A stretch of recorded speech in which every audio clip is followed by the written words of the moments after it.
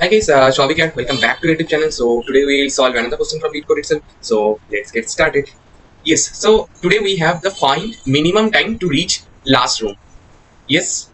Right. So on that problem statement, you can see that the problem statement that is on yesterday is exactly identical of today. Is exactly identical. That is find minimum time to reach to the last room. What we have solved yesterday with room 1. Tagged as 1, but today's one is last room with 2.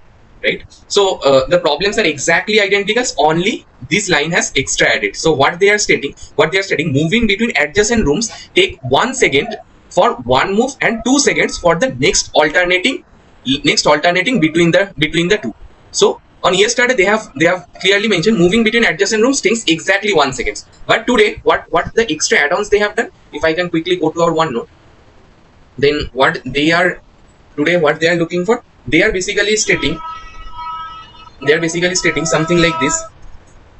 So if let's suppose you are at this cells and if you want to go to these cells, so for every move, no matter which moves you are going to taking, it is going to consume you 1 second.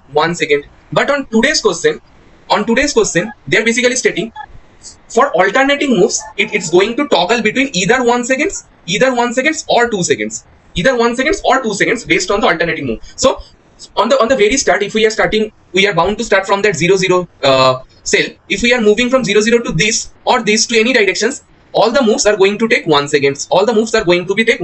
And for next alternating moves, so for this, the next alternating moves can be either this or either this. So this and this are going to take 2 seconds.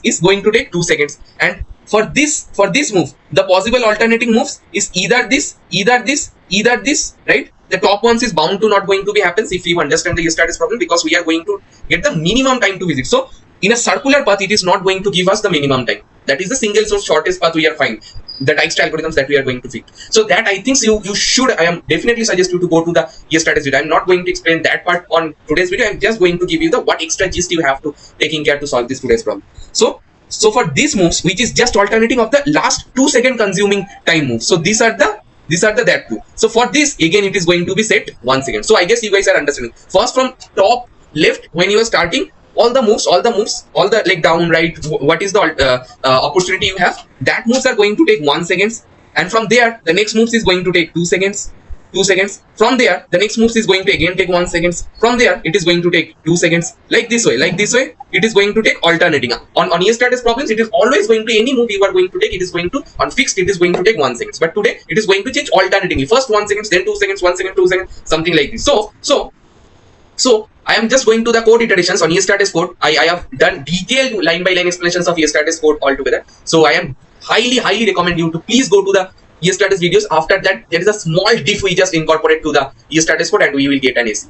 Yes. So on yesterday's code, we can see that we are always going to hard codedly add 1 second, because we know every movement time is going to consume 1 second only. So this hard coding is not work on today's problem. This hard coding is not work on today's problem. So on also top of that, we need a turn toggle kind of variables. So that we are in good state to predict, do we have to add 1 second or do we have to add 2 seconds. So for every move, we are basically toggle that variable. So now you can see on that today's problem. So I have initialized. So yesterday I have pushed 3 variables. Today I have pushed 4 variables. The last is the turn toggle variables to basically know, do I have to add 1 or do I have to consider 2? Do I have to consider 1 or do I have to consider 2? So here we definitely need a change. We can't hard codedly add 1. We either have 1 or we have either 2 operations, 2 to be considered. So here you can see, like I have changed to time to move. There is a dynamic variables that is not hard codedly 1 second. And how I am predicting this, either it is 1 or 2 with the turn toggle.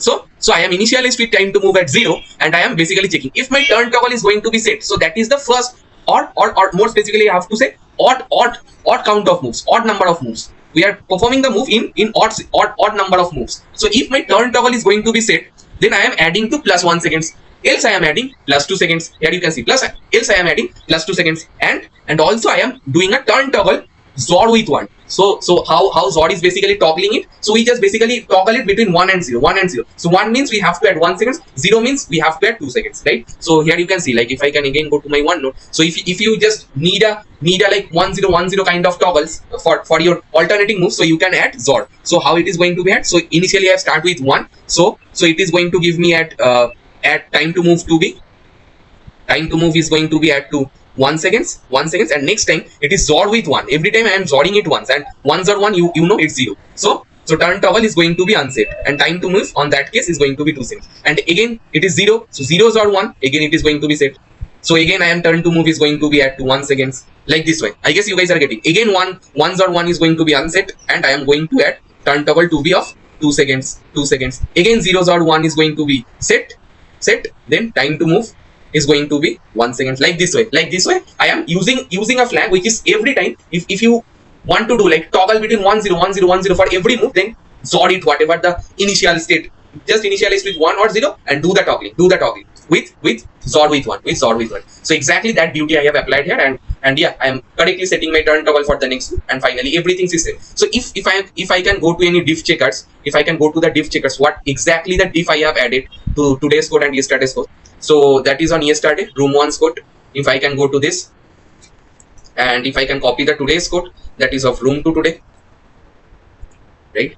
So, and if I can click on point difference, so here you can see, instead of 1 variable, instead of 3, I am pushing now 4, because last one is turn toggle flag that I am pushing. And on current times also, now we are getting 3, instead of 3 we are getting 4. After unpacking the variables, we are getting 4, so turn toggles. And now these extra things you can see.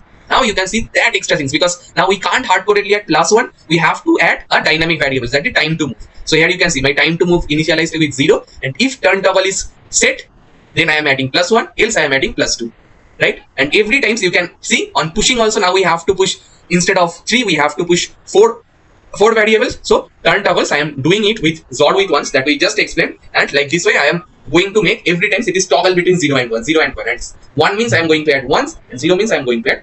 So see guys, so that's extra lines I have added to that particular problems, and I got an ace. So I am definitely repeatedly suggest you today's question, you guys are don't able to understand if you are not go to the yesterday's video. So I am highly encourage you to go to the yesterday's video and come on today's video, so that you can get the entire gist of this problem. And also before of that, please go to the Dijkstra playlist first video at least, where we have explained our template, so that you can get your feels, and mostly I am 100% sure you guys are able to solve on your of these particular problems without even seeing the videos. So that's the reason I'm making the video in the following orders, and Leetcode also giving the problems in the following order, so that you just make a small tweak on the yesterday's code and you are getting AC of the today's code. Yes.